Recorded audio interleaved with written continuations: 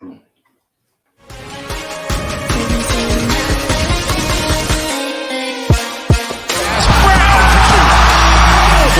that smoke!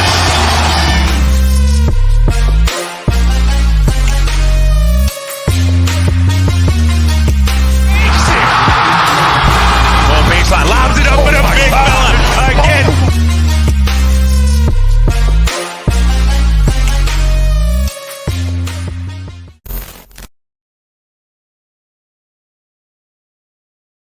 Welcome, another episode of Celtics Talk Radio. I'm your host, Kevin Perrington Turner.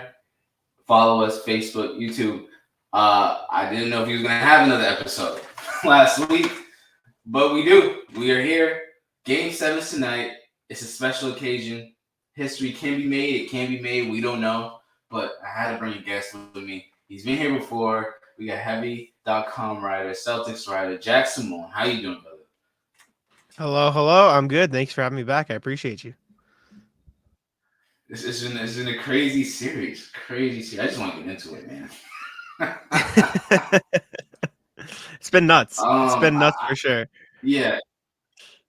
It's been crazy. I'm gonna just start with Game 6. Derek White had to tip in 0.2 seconds left.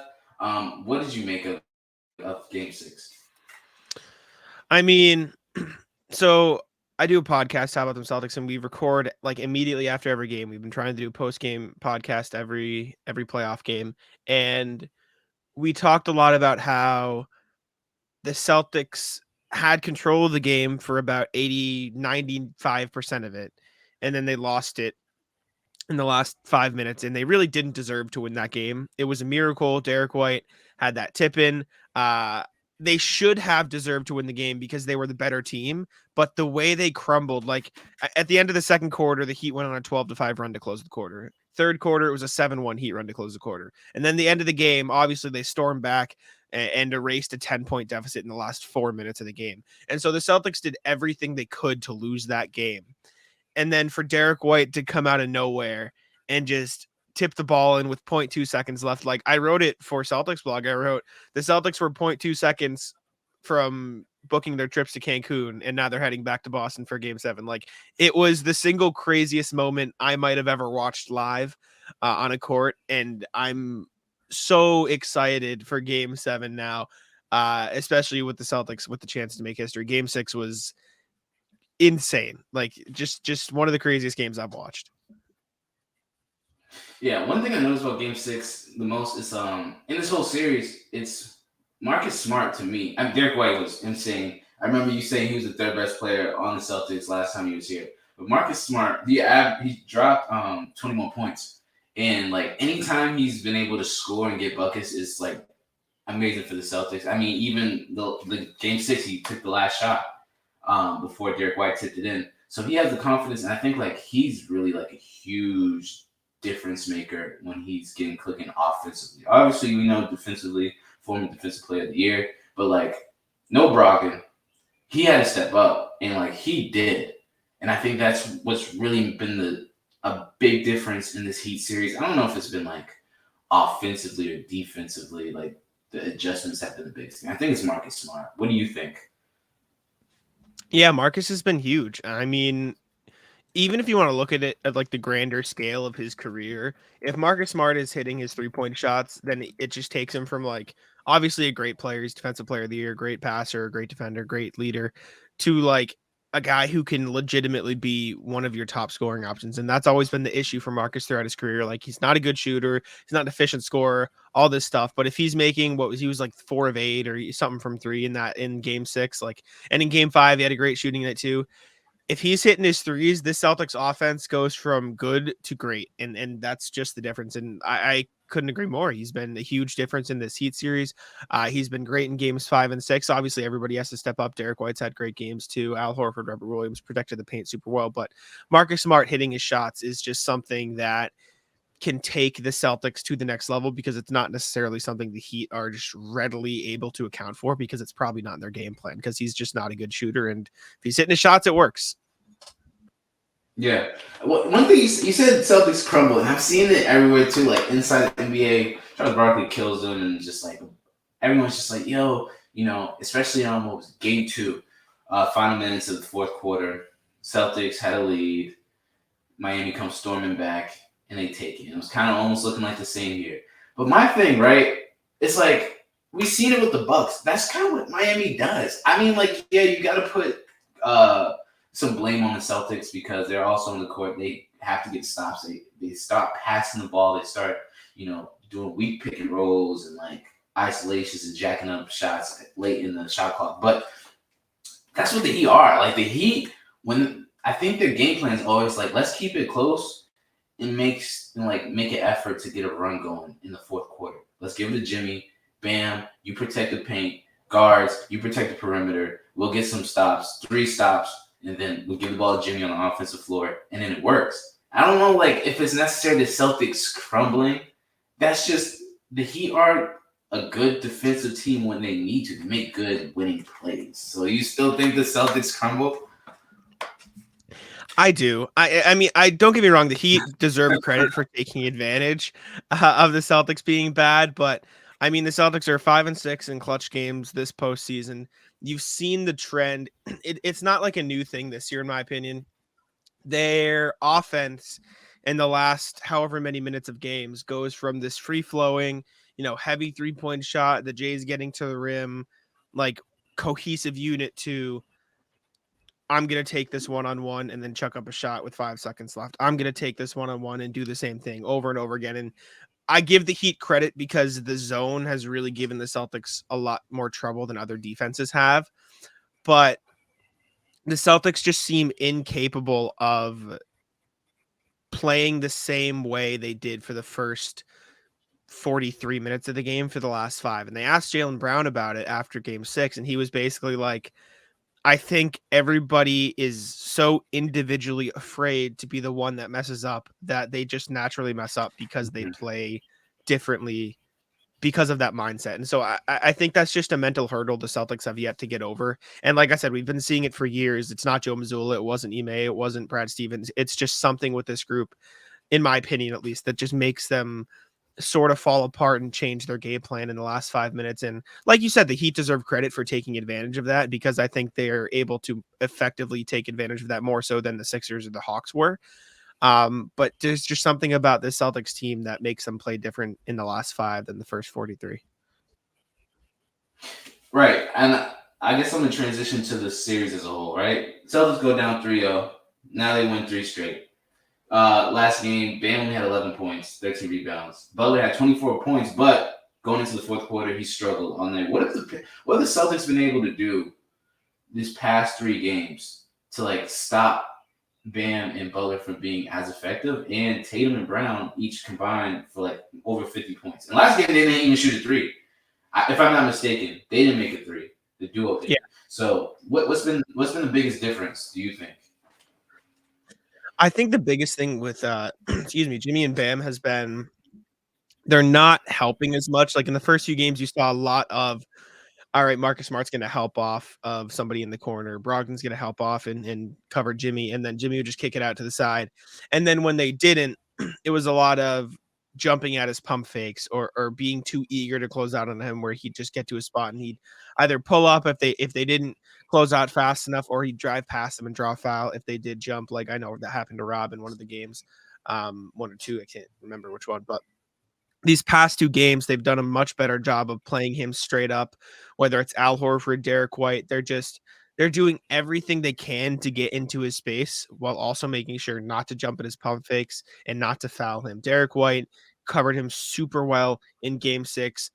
Jimmy Butler, that is. Al Horford did too when he got switched on to him. Same for Rob. They all did a great job of staying home and not fighting on his pumps. And then for Bam Adebayo, it's the same thing, just playing him straight up, right? In that first game when Bam Adebayo played super well, I think they had Robert Williams on him for most of the game. And obviously Robert Williams likes to play the free safety role. So he would help off of Bam and try to cover the drive. And then that would just leave whoever it was driving, Caleb Martin, Jimmy Butler, Gabe Vincent, an easy dump off pass. And Bam Adebayo made more shots on the restricted arc than I've ever seen somebody make in an NBA game in my life. He was just open every time.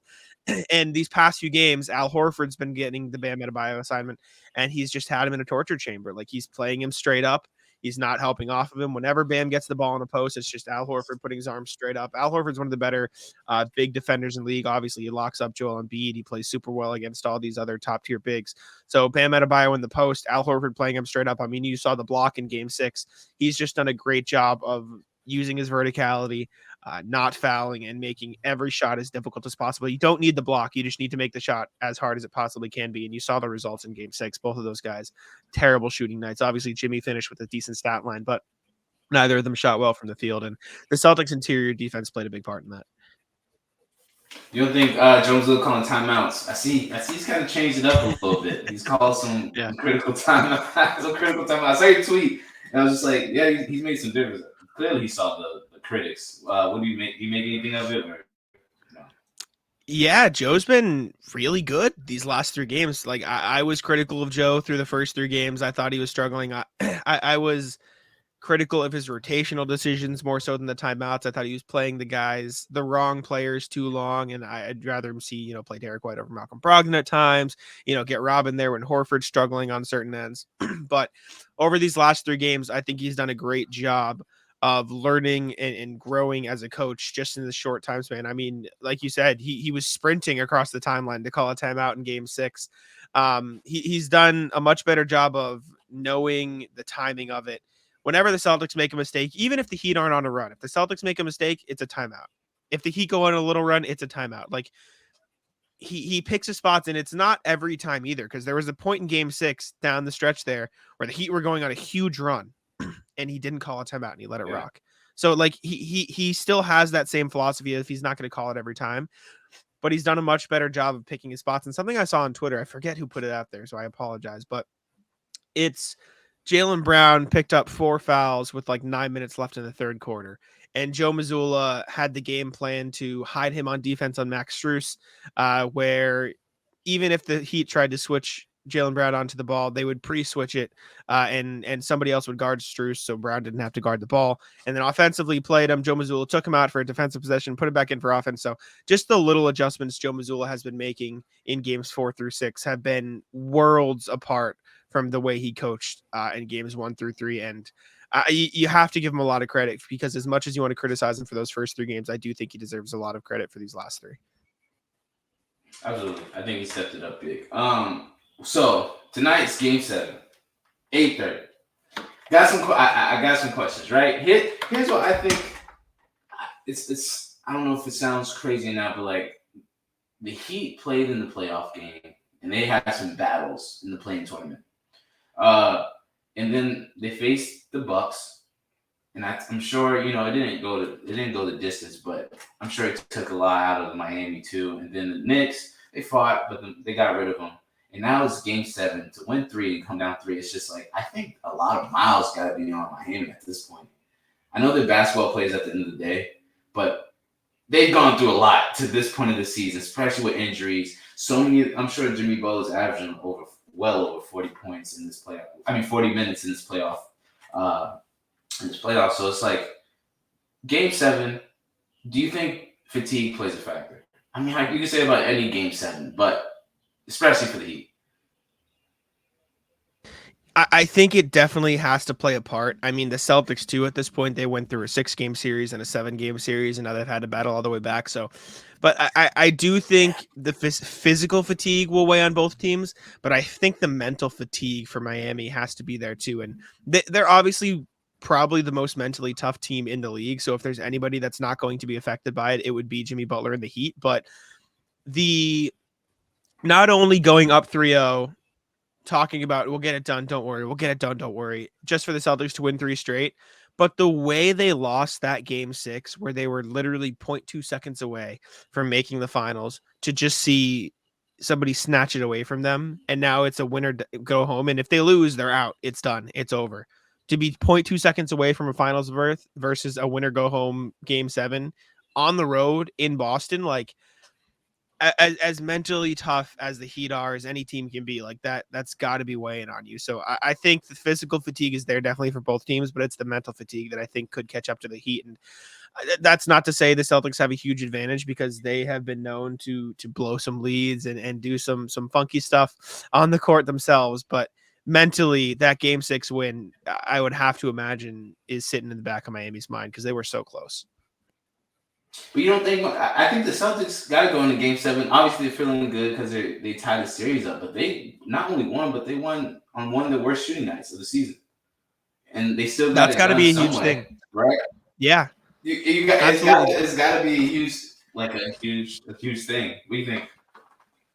Yeah, no, I mean, so we looked at these stats after the game. The Celtics shot below 25% from 3 4 times in the regular season, and they lost every single one. They've shot below 30%, I think, twice before Game 6 in this playoffs, and that was games 2 and 3 against Miami, I think it was, and they lost both of those games. So this is the first time they've shot below 25% from 3 this season and won a game. Like that's something a lot of people just didn't think they could do.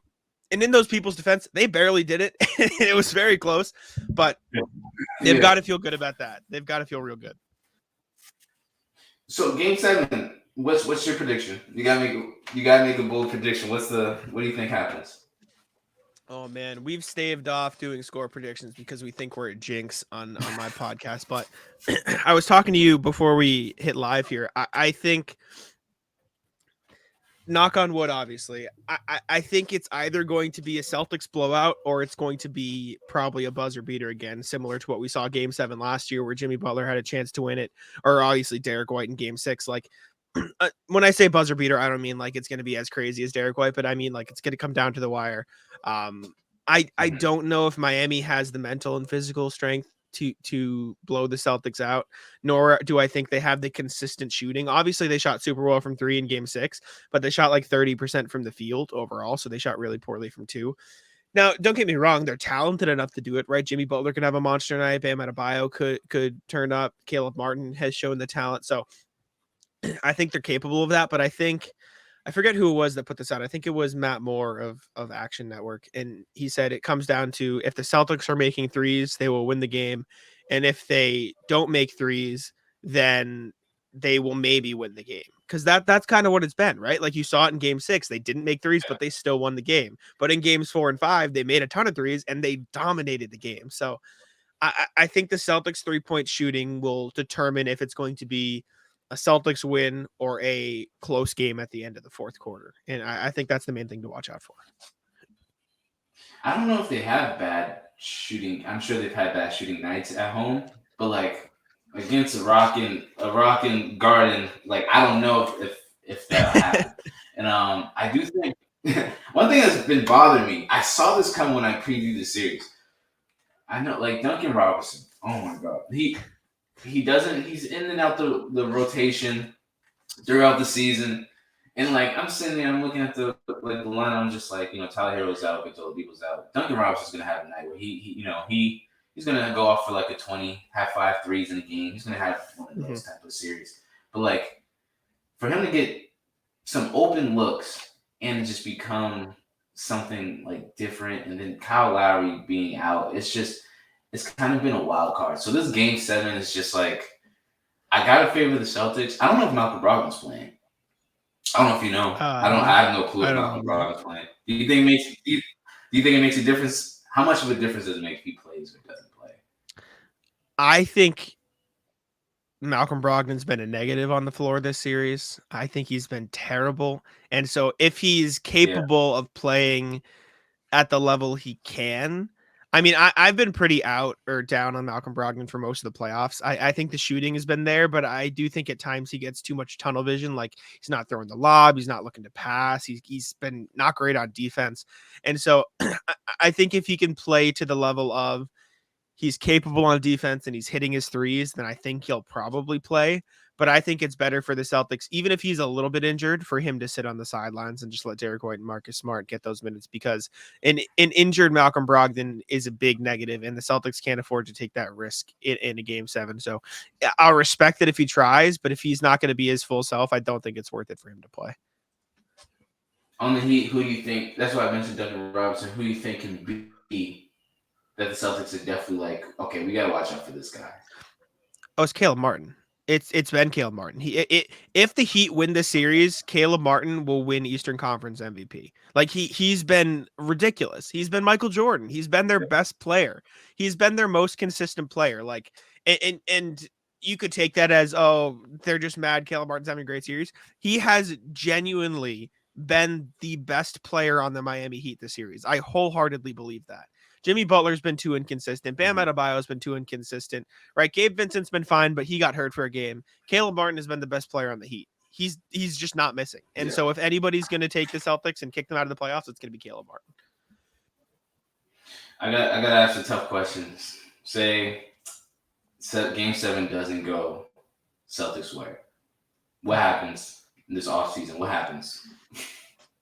I don't know. It's tough to say because, like, if they got swept, right, like after they lost 3 in a row, a lot of talk of, okay, they need to switch up the gore, they need to switch this. And if they don't, excuse me, anything short of a title this season, I do think the Celtics need to look at potentially making changes. I don't know if that necessarily means like exploring Jaylen Brown trades or exploring Marcus Smart trades, but like as much as you want to say, oh, just run it back, these guys are young, like this championship caliber core has been together for 6 years now, right? Like at some point you have to look and say, okay, what can we change? Like, how can we improve? How can we make them more consistent? How can we change the mentality? And so I think anything short of a championship, Brad Stevens has to take a hard look and say, okay, are there potential upgrades here? Is there anything we can shift? Or is there any, players we can move around and see if we can shake things up?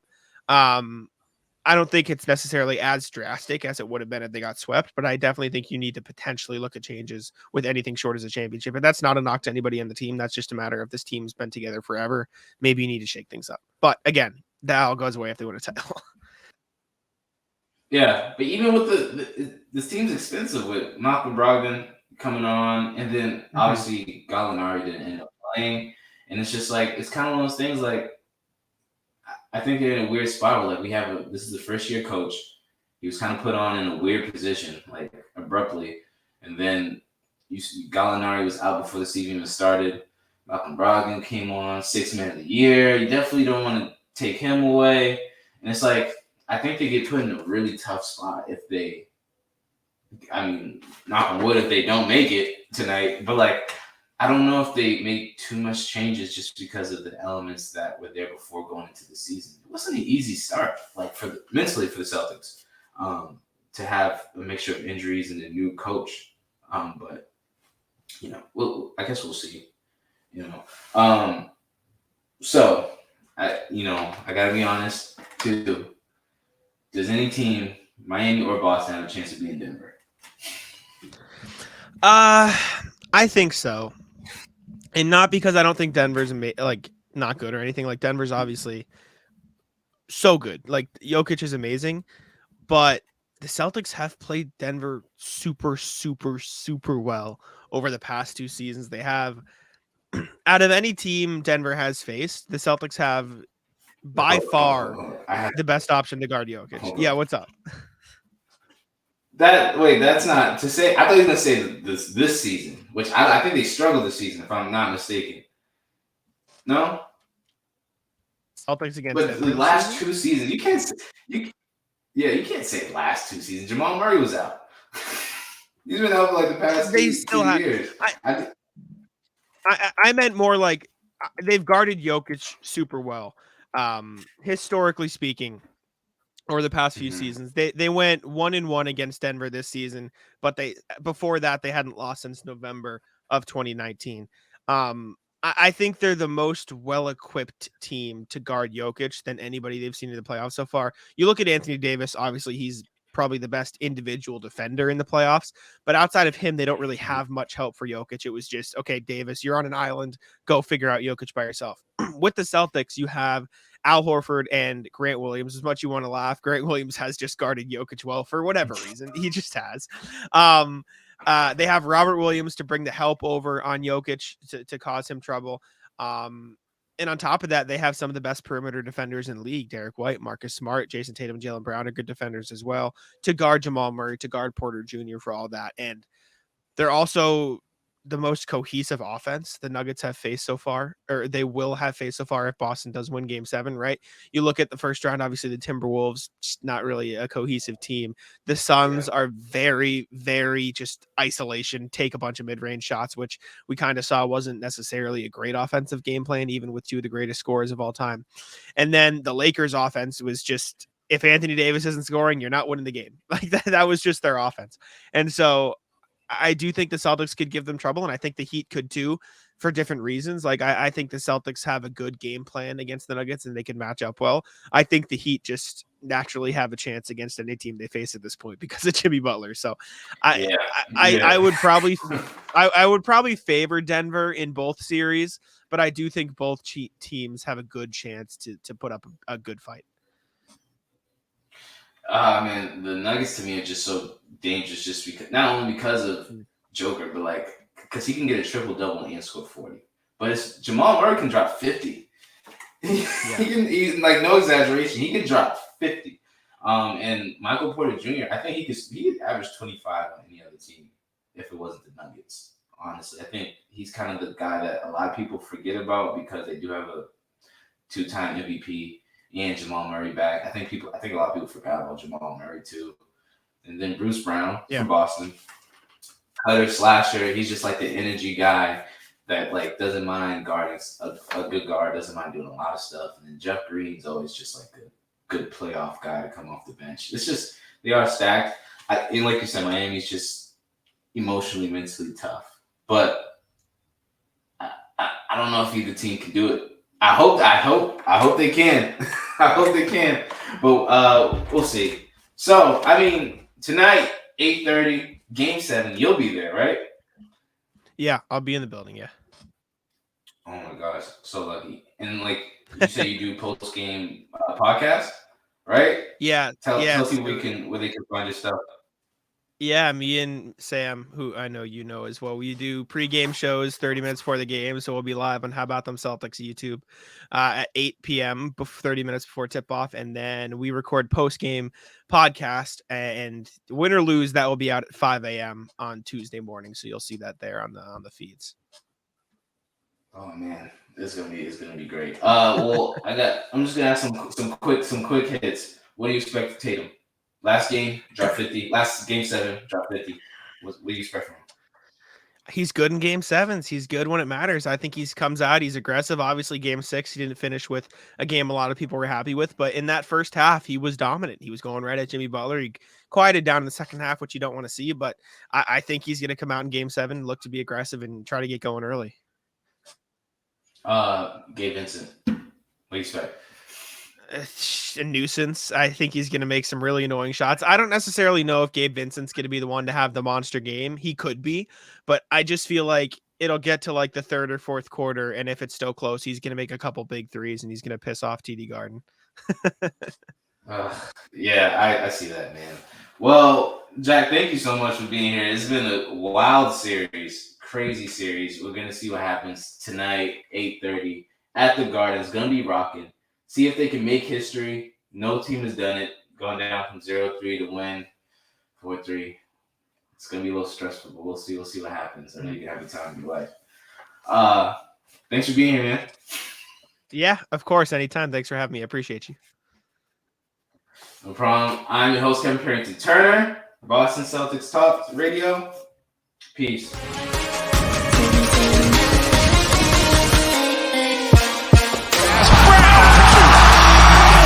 Bring that smoke!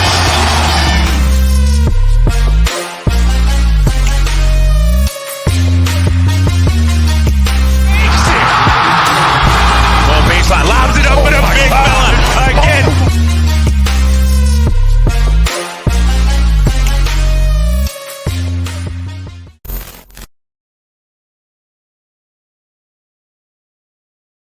I appreciate you, man.